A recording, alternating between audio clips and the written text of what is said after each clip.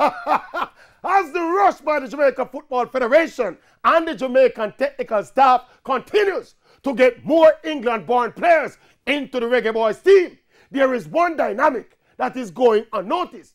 The current Reggae Boys unit with the current players is ranked at number 48 on the FIFA rankings, consistently ranked in the top 50 for several months. We are ranked at number 4 in CONCACAF. We went to back-to-back Gold Cup finals and then a semi-final. By all objective measures, we are a progressive team on the improve.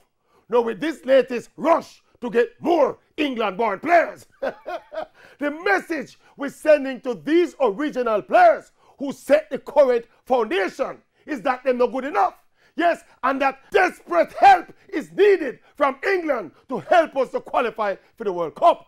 Now, how will that affect the psyche and confidence of these original players? And remember now, this is a strategy that has failed miserably for the last 5 World Cup cycles, where we've been swinging from all local to all foreign without ever finding back that balance. And look, when these players that we're running down decide, yo, me now better come play for Jamaica, we go and then run back to the original players who we did say not good enough and tell them no, say them good enough again. You see the danger? You all know the story of the greedy dog.